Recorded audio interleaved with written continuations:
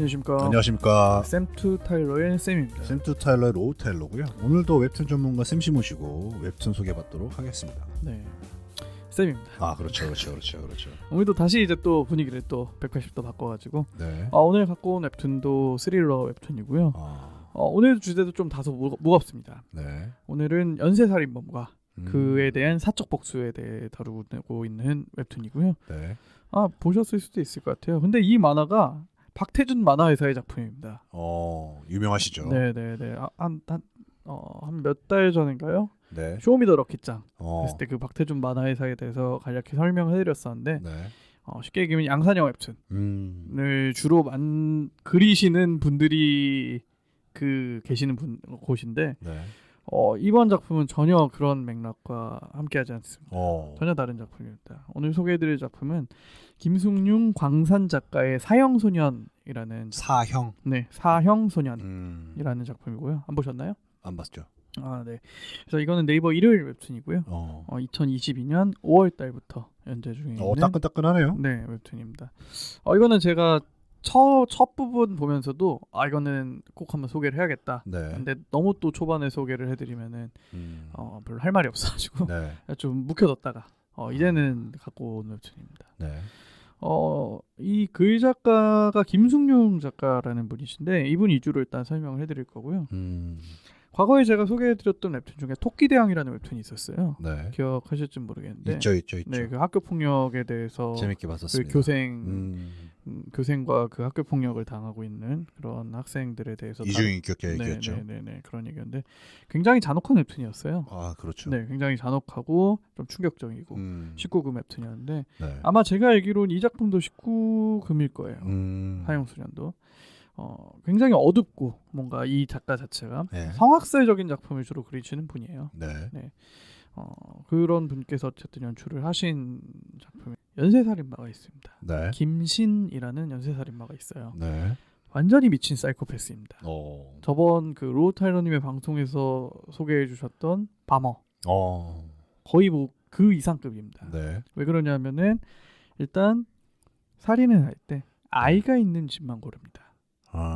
그래서 부모와 아이가 함께 있을 때 거기를 덮쳐요. 그래서 일단 맨 처음에 부모를 고문을 합니다. 네. 부모를 고문을 해요. 어떤 식으로 하냐면은 네 아들이 좋아하는 노래가 뭐냐? 그럼 무슨 이런 노래다라고 하면은 내가 널 지금부터 고문을 할 텐데 네가 이 노래를 처음부터 끝까지 다 부르면은 끊기지 않고 다 부르면은 네 자식은 살려주겠다. 네. 완전 미친 사이코패스. 그러네요. 근데 사람이 시작부터 너무 어둡네. 네, 어둡죠. 네. 그래서 끝까지 그렇게 하는 거죠. 네. 근데 혹시 노약자나가 듣고 계시다면 네. 충격적인 19금 웹툰이니까. 네. 어쨌든 그런 사이코패스 연쇄살인범입니다. 네. 그래서 1화에서는 이러한 살인 행각에 이제 아내와 아이를 다 잃은 거예요. 네. 그런 형사예요. 형사인데 아내와 아이가 김신한테 다 죽은 거죠.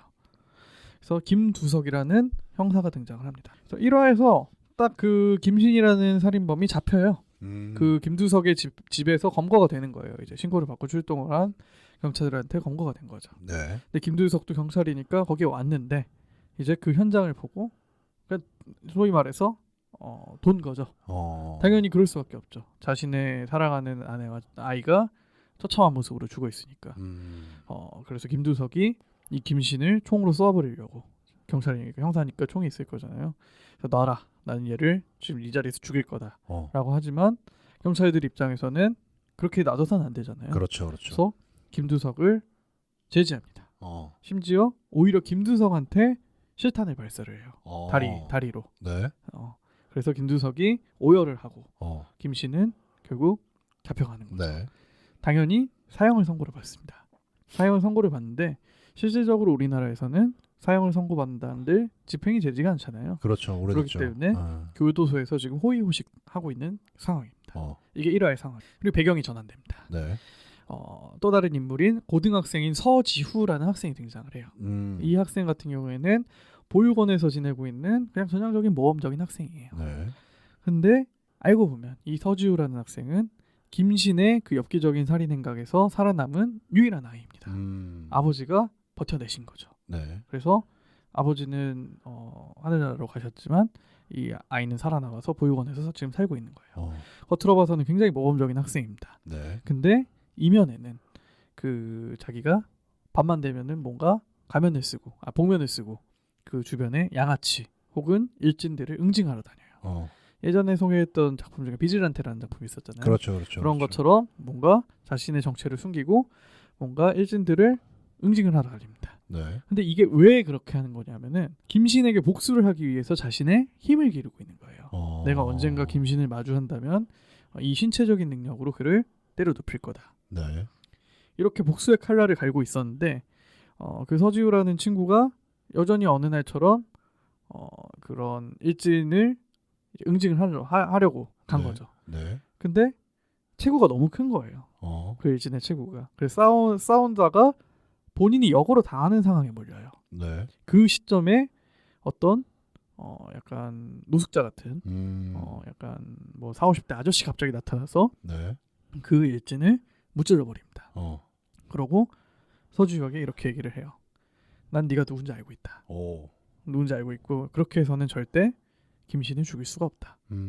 이미 다 알고 있는 거죠. 네. 서주유가 왜 이런 행동을 하고 있는 것 그조차도 네.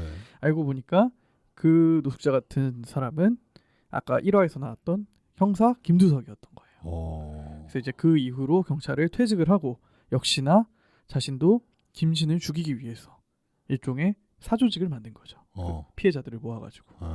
그래서 서주유한테 자신은 활이라고 소개를 해요. 활이라는 조직이다 우리는. 그래서 왜 활이냐? 이제 김신을 죽일 그걸 실행을 할 사람이 필요한데 그게 바로 너다. 서지우 너다. 너가 화살이 되어서 그 김신을 죽여라. 라고 제안을 하는 거죠. 서지우 역시 원하고 이제 복수에 눈이 멀어 있으니까 이것을 생략을 하고 김두석이 그때부터 지옥의 훈련을 시키는 거죠. 1대1 대련을 하면서 형사니까 기본적인 뭐 격투 실력도 있고 그래서 이제 최대한 실전형으로 해서 매일매일 훈련이 별게 아닙니다. 그냥 둘이 치고받고 엄청 싸워요. 네, 그러면서 이제 이럴 땐 이래서는 안 된다. 몸으로 보여주는 거죠. 네. 그렇게 이제 뭐 한 2년 이제 고등학교 졸업 때까지 계속 훈련을 시킵니다. 훈련을 시키면서 이렇게 해요. 너는 고등학교를 졸업하는 순간 사람을 하나 죽인 다음에 교도소로 가게 될 거다. 네. 그 교도소에서 김신을 만나면은 네가 김신을 처리를 해야 된다. 근데 문제는 김신이 어마어마하게 강해요. 그런 캐릭터로 단순히 사이코패스가 아니라 신체적인 능력도 워낙 압도적입니다. 네. 소위 말해서 사람을 때려 죽일 수 있어요. 와. 네, 그 정도로 이제 강한 캐릭터로 묘사가 되는데, 그래서 서주가 우여곡절 끝에 그 교도소로 들어가지만 김신하고도 어떻게 하다가 1대1로 싸울 기회를 얻어요. 피해자라는 걸 모르는 채로 실패합니다. 교도소로 들어가서 그 싸워서 이제 싸움으로 이제 복수를 마무리하려고 하지만 그걸 실패해요. 네. 현재는 여기까지 진행이 된 상황입니다. 네, 그래서 과연 이 복수의 끝은 어떻게 될지 그거에 대해서 보여주는 웹툰이고요. 말씀드렸듯이 이 웹툰 같은 경우는 정말 박태준 만화에서답지 않은 작품입니다. 좋은 의미로. 네, 굉장히 좀 어둡고 무겁고 뭔가 그런 사형제도에 대해서 약간 생각할 거를 던져주고 제목이 그래서 사형소년입니다. 사형을 집행하러 들어간 소년이다 이거죠. 네, 그 소년은 서지우라는 주인공을 의미하는 거고요. 인간 같지 않은 인간을 살려둘 이유가 있다. 네. 실제로 그 교도소 안에서 굉장히 호의호식을 하면서 지내거든요. 네. 워낙 힘도 세고 뭐 그러니까. 네. 이 작품 역시도 독자층으로부터도 굉장히 호평을 받고 있고요. 일요 웹툰에서 굉장히 아래 하위권에서 출발을 했어요. 네. 저는 그때부터 보기 시작했는데 지금은 거의 최상위권까지 올라왔습니다. 한 지금 5개월 가량 연재가 됐는데 굉장히 좀 되게 큰 의미가 있는 작품인 것 같은 게 제가 그 쇼미더 럭키짱 소개해드리면서 이 박태준 만화에서에 대해서 되게 우려스러움을 표했었는데 되게 그런 양산형 작품이 아니라 이런 작품도 우리는 제작을 할 수 있다라는 것을 보여줬다는 점에서 되게 좀 의미가 크다는 생각이 들고요. 개인적으로도 좀 최근에 나온 웹툰 중에서는 가장 흥미롭게 보고 있는 웹툰입니다. 그래서 좀 아무래도 좀 잔혹하고 무거운 분위기는 분명 맞아요. 그래서 그런 거를 싫어하시는 분들이라면은 좀 비추천해드리고요. 하지만 좀 그런 거를 감안하고 여러 스토리텔링이라든지 좀 소재라든지 그런 면에 있어서는 충분히 한 번쯤 봐도 괜찮지 않나라는 작품인 것 같아서 오늘 사형소년이라는 작품 소개해드렸습니다. 세상이 되게 어둡잖아요. 어둡죠. 되게 어둡게 표현하셨는데 네네. 우리가 더 많은 나무가 필요해요. 이 어두운 세상을 그렇죠, 그러니까 그렇죠. 이겨내기 위해서는. 네네. 걸으시면서 이제 세상에 나무가 많아지는데 동참하실 수 있습니다. 걸으시기만 하면. 네. 포레스트탭이라는 어플을 깔으시면 되고요. 네. 방 안에 작은 화분이 필요하셔도 포레스트탭이 좋고요. 걸으시면 됩니다. 하루에 10,000보 정도 걸으시면 되고요. 귀찮다. 나 걸을 시간이 없다. 네. 그러면 포레스트탭에 가셔서 화분을 구매하실 수도 있는 걸로 알고 있습니다. 저는. 맞습니다. 오늘 웹툰 소개가 굉장히 재밌었고요. 네. 봐야 되겠네요. 사형소년. 괜찮습니다 이거. 네. 제가 최근에 보고 있는 그러니까 연재 중인 작품 중에서는 가장 1픽입니다. 그 정도로 네네. 강추를 드리는. 네, 강추입니다. 사형소년. 네네. 좋습니다. 좋습니다. 네, 그래서 오늘 소개해드린 작품 사형소년이었고요. 이쯤에서 방송 마무리하도록 하겠습니다. 좋습니다. 네, 매주 화요일마다 팟빵에서 오디오 콘텐츠로 쌤의 웹툰 방송 들어보실 수 있으시고요. 유튜브 쌤투타일러 채널에서 영상 콘텐츠로 만나보실 수 있으시니까 좋아요와 댓글, 구독 부탁드리도록 하겠습니다. 감사합니다, 여러분. 감사합니다.